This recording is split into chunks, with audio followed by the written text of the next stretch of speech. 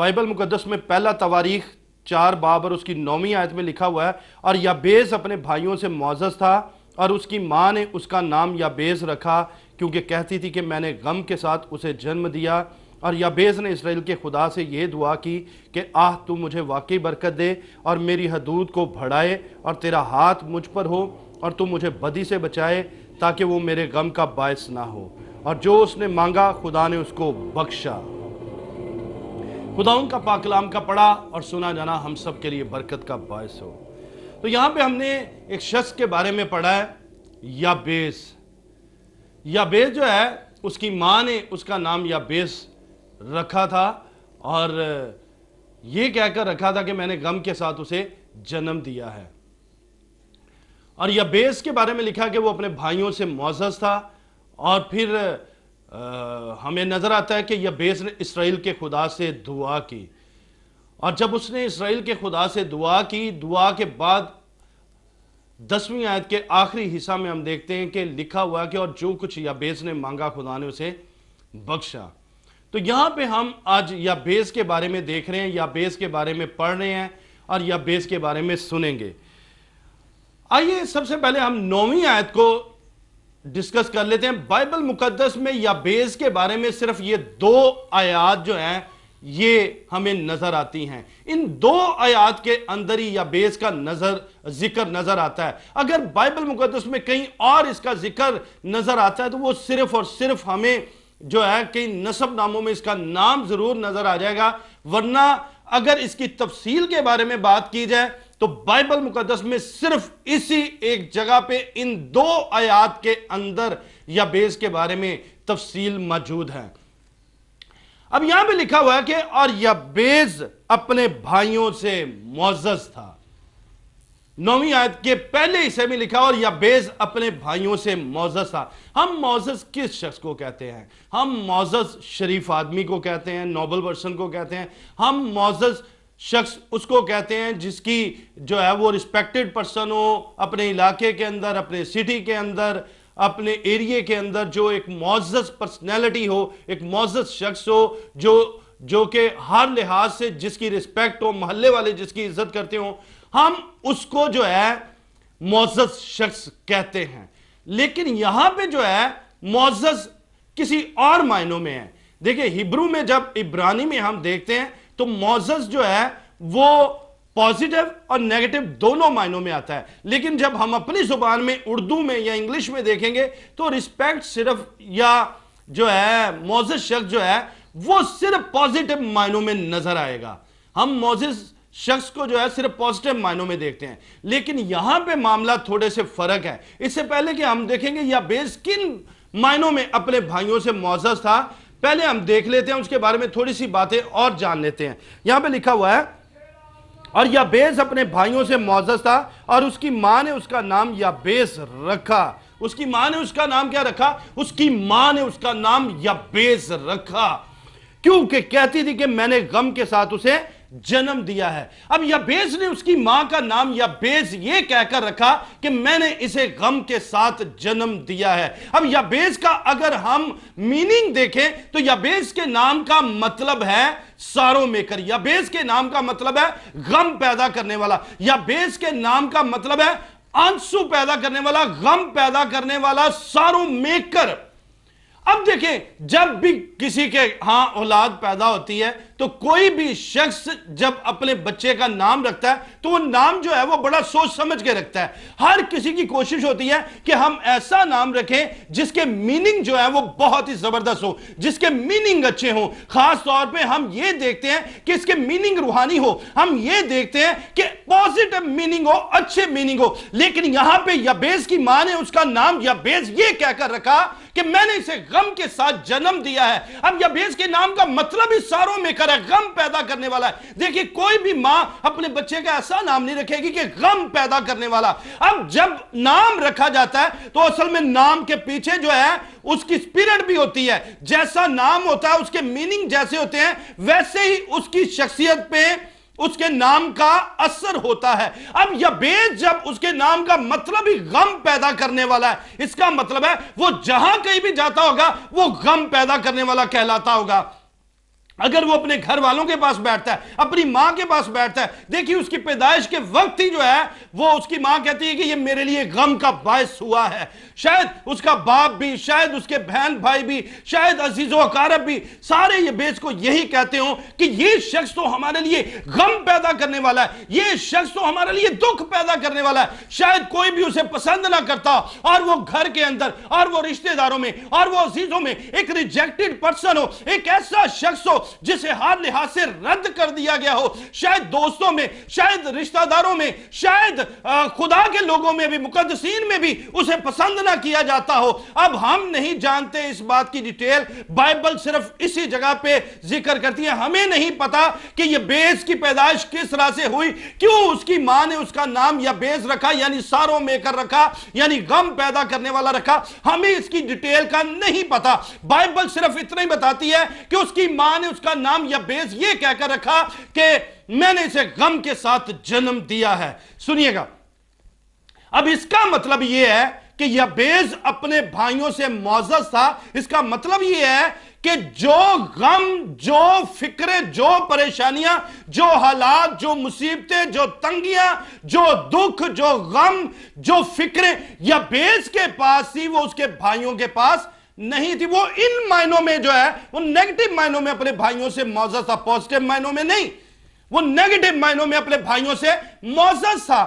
اب یابیز جو حالات یابیز کے پاس تھے اس کے بھائیوں کے پاس نہیں تھے. اس کے نام کا مطلب ہی غم پیدا کرنے والا تھا. وہ جہاں کہیں بھی جاتا تھا اسے یہ کہہ کے ریجیکٹ کر دیا جاتا تھا کہ تو ہم سے دور رہ، تو غم پیدا کرنے والا ہے، تو اپنی ماں کے لیے غم پیدا کرنے والا ثابت ہوا، تو ہمارے لیے بھی تو غم کا باعث ہوگا. اس لیے اسے کوئی بھی پسند نہیں کرتا تھا. دیکھیں، جسے کوئی بھی پسند نہیں کرتا شاید اس کے اندر نفرت پیدا ہو جائے، شاید اس کے اندر بدی پیدا ہو جائے، شاید اس کے اندر جو ہے ہر ایک کو ختم کر دینے کے لیے یا ہر ایک سے دور ہو جانے کے لیے اس کے اندر خیالات ہوں. اب یابیز جو ہے یہاں پہ ہمیں ہر طرف سے ایک ریجیکٹڈ پرسن نظر آتا ہے. ایک ایسا شخص جسے اس کے گھر والوں نے رد کر دیا ہے، جسے ماں باپ نے رد کر دیا ہے، جسے بہن بھائیوں نے رد کر دیا ہے، جسے عزیزوں نے رد کر دیا ہے، جسے رشتہ داروں نے رد کر دیا ہے. یابیز جو ہے وہ ایک ریجیکٹڈ پرسن تھا. اب یہاں میں لکھا ہوا ہے، اور اس کی ماں نے اس کا نام یابیز رکھا کیونکہ کہتی تھی کہ میں نے غم کے ساتھ اسے جنم دیا ہے. اب ایسا شخص جو ہر طرف سے ریجیکٹ کیا ہو وہ دعا کیا کرے گا؟ اس کے اندر تو نفرت پل رہی ہوگی نا. اس کے اندر تو جو ہے ہر ایک کے لیے مختلف خیالات ہوں گے کہ مجھے کوئی بھی پسند نہیں کرتا، مجھے کوئی بھی اچھا نہیں سمجھتا.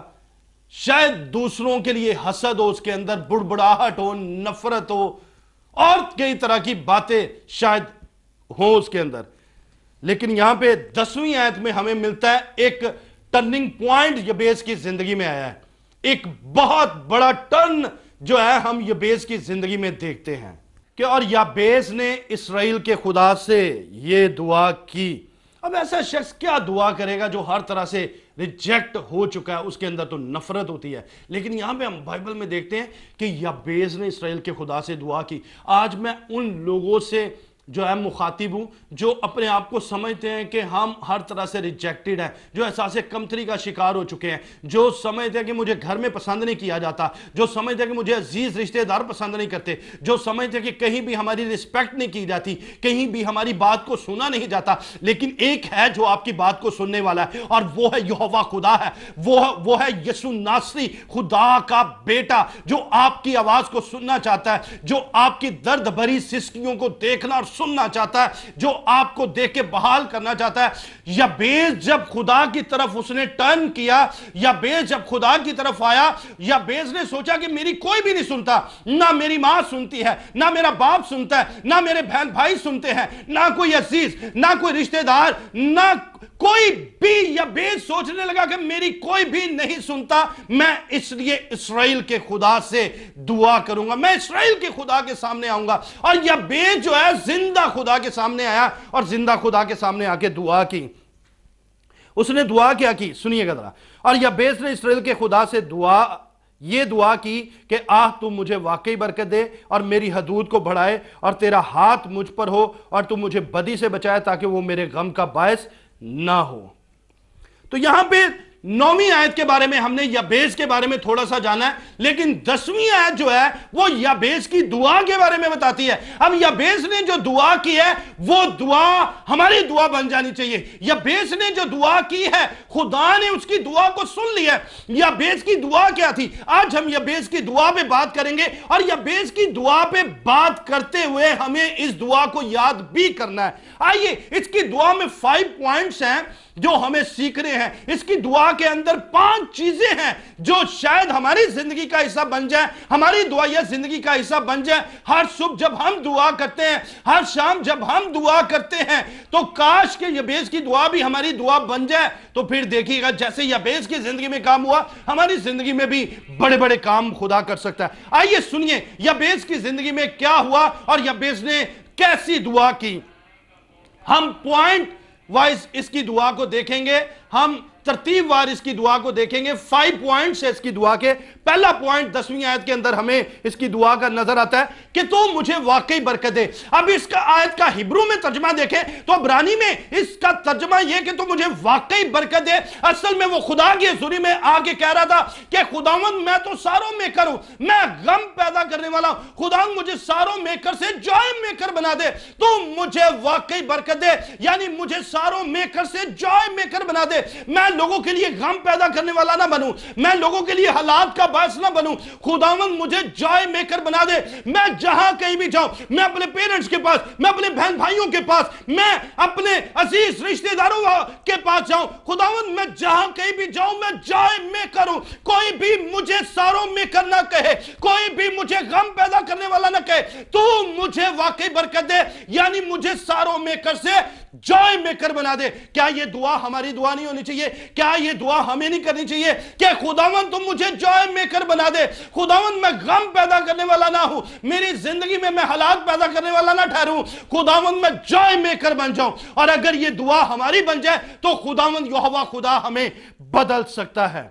सो पहली बात याबेस ने यह कही कि तू मुझे वाकई बरकत दे, यानी मुझे सारों मेकर से जॉय मेकर बना दे। मेरी जिंदगी के हालात बदल दे खुदावंद खुदा, मेरी जिंदगी को बदल दे। दूसरी बात याबेस ने कही, और मेरी हदूद को बढ़ाए। दूसरी बात याबेस ने कही, और मेरी हदूद को बढ़ाए। ये बात जो है ये जबरदस्त है, जो हमें भी अपनी दुआ का हिस्सा बनाना है इसको। याबेस कह रहा है कि मेरी हदूद को बढ़ाए खुदा। शायद याबेस जो है वो अपने घर में एक कमरे में जो है कोने में पड़ा रहता हो, वो कहता हो कि मुझे कोई भी पसंद नहीं करता, मैं सिर्फ एक कमरे में बैठ जाता हूं, मैं यहीं पे रहूंगा, मैं यहीं पे ठहरा रहूंगा, मैं किसी से नहीं मिलूंगा, मैं किसी से बात नहीं करूंगा। शायद वो एहसास कमतरी का शिकार हो चुका हो, लेकिन उसने इस्राएल के खुदा से क्या दुआ की कि मेरी हदूद को बढ़ा, मुझे इस एहसास कमतरी में से निकाल, मुझे इस रूम में से निकाल, मुझे इस कमरे में से, तारीक कमरे में से निकाल, मुझे मेरी तन्हाइयों में से, मेरी तारीकियों में से निकाल। और खुदा ने जब याबेस ने इस्राएल के खुदा से दुआ की तो खुदा ने उस पर मेहरबानी की, खुदा ने उस पर करम किया और खुदा ने उसे उसकी तन्हाइयों में से निकाला। खुदा ने उसकी हदों को बढ़ा दिया। क्या हमें यह दुआ करने की जरूरत नहीं है? क्या हम खुदा को यह नहीं कह सकते कि खुदा मेरी हदों को बढ़ाए? हमें अपनी मिनिस्ट्री के अंदर, हमें अपनी दुआया जिंदगी के अंदर, हमें अपनी खानदानी जिंदगी के अंदर, हमें कलीसियाई जिंदगी के अंदर, हमें अपनी वर्शिप में, अगर कोई वर्शिपर है तो उसे कहने की जरूरत है कि खुदा मेरी हदों को बढ़ा। अगर कोई दुआ करने वाला शख्स है, 1 घंटा दुआ करता है, उसे कहने की जरूरत है कि खुदा मेरी हदों को बढ़ा, मैं ज्यादा दुआ करने वाला बन जाऊं। अगर कोई मिनिस्ट्री करने वाला शख्स है, खिदमत में है, उसे यह कहने की जरूरत है कि खुदा मेरी हदों को बढ़ा और मेरी हदों को बढ़ा के मुझे वसी पैमाने पे बरकत दे। तो खुदा उसकी हदों को बढ़ाएगा, खुदा उसे सरफराजी देगा। और देखिएगा कि खुदा जब हदों को बढ़ाता है तो फिर किस कदर हम कामयाब होते हैं। याबेस ने इस्राएल के खुदा से दुआ की कि तू मेरी हदूद को बढ़ाए। पहला उसने कहा तू मुझे वाकई बरकत दे, दूसरा उसने कहा मेरी हदूद को बढ़ाए। आइए तीसरा पॉइंट उसकी दुआ का देख लेते हैं कि तीसरा पॉइंट क्या है। तीसरा पॉइंट है और तेरा हाथ मुझ पर हो। یہ زبردست پوائنٹ ہے کہ تیرا ہاتھ مجھ پر ہو. ہیبرو میں اس کا ترجمہ یہ ہے, عبرانی کے اندر اگر اس کو دیکھیں گے تو ہیبرو لینگویج کے اندر اس کی ٹرانسلیشن ہمیں یوں ملے گی کہ تیرا ہاتھ میرے ساتھ ساتھ رہے. اصل میں وہ کہہ رہا تھا کہ خدا میں جہاں کہیں بھی جاؤں, میں دوستوں میں بیٹھوں, میں اپنے بہن بھائیوں میں بیٹھوں, میں اپنے عزیز رشتہ داروں میں بیٹھوں, تیرا ہاتھ مجھ پہ ہو. جب تیرا ہاتھ میرے اوپر ہوگا کوئی بھی مجھے ناپسند نہیں کرے گا. جب تیرا ہاتھ مجھ پہ ہوگا لوگ میرے ساتھ ہنسی خوشی ملیں گے. جب تیرا ہاتھ مجھ پر ہوگا تو لوگ مجھے ناپسند نہیں بلکہ پسند کریں گے. جب تیرا ہاتھ مجھ پہ ہوگا تو لوگ مجھ سے نفرت نہیں کریں گے بلکہ پیار کریں گے. اس لیے وہ خدا سے چاہتا تھا کہ خدا تیرا ہاتھ میرے ساتھ ساتھ ہو. آج جب ہم اپنے خداوند کو کہتے ہیں, زندہ خدا کو کہتے ہیں کہ تیرا ہاتھ مجھ پر ہو, تو ہم جہاں کہیں بھی جائیں گے جب اس کا ہاتھ ہم پہ ٹھہرا ہوگا, جب اس کا ہاتھ ہم پہ بڑا ہوگا, تو آپ دیکھیے گا کہ آپ زندگی میں ہر ایک شخص کے لیے برکت کا باعث ہو جائیں گے. آمین. تیسری بات یبیس نے دعا میں خدا کے حضور میں کہی کہ تیرا ہاتھ مجھ پر ہو. اب چوتھی بات دیکھ لیتے ہیں جو یبیس نے اسرائیل کے خدا سے کہی. چوتھی بات ہے اور تو مجھے بدی سے بچائے. چوتھی بات یبیس نے اپنی دعا میں کہی کہ مجھے بدی سے بچا. شاید اس کے اندر کوئی بدی پل رہی ہو ان ساری باتوں کو لے کے, شاید کوئی گناہ کرنا چاہ رہا ہو, شاید وہ سوچتا ہو کہ سارے مجھ سے نفرت کرتے ہیں تو میں کوئی انسٹرومنٹ لے کے, میں کوئی ہتھیار لے کے میں ان سب کو قتل کر دیتا ہوں, میں ان سب کو مار دیتا ہوں. شاید اس کے اندر یہ بدی پل رہی ہو اور وہ چاہتا ہو کہ میں سب کو ختم کر دوں, میں سب کو مار دوں, لیکن یہ اس کا حل نہیں تھا.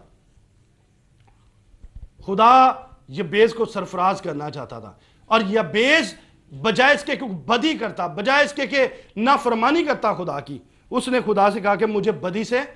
تو یہ دعائے ربانی میں بھی ہم کہتے ہیں کہ ہمیں آزمائش میں نہ لا, ہر روز ہم کہتے ہیں.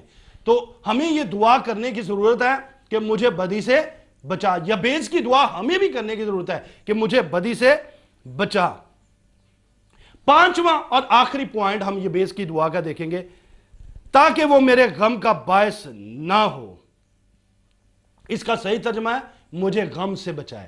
اصل میں یبیس کے اندر بڑے غم پل رہے تھے, بڑے دکھ پل رہے تھے. دیکھیں آپ اتنے غم اگر آپ کی زندگی میں ہیں, اگر اتنی پریشانیاں اتنی فکریں آپ کی زندگی میں ہیں, تو بائبل مقدس آپ سے مخاطب ہے. بائبل مقدس آپ کو بتا رہی ہے کہ اگر یبیس کی زندگی میں یہ کام ہوا کہ وہ خدا کے پاس آیا اور خدا نے یبیس کی زندگی کو بدل دیا, خدا نے یبیس کو زبردست طریقے سے بلیس کیا, تو وہی زندہ خدا ہم سب کو بھی بلیس کر سکتا ہے, وہی خدا ہمیں بھی برکت دے سکتا ہے.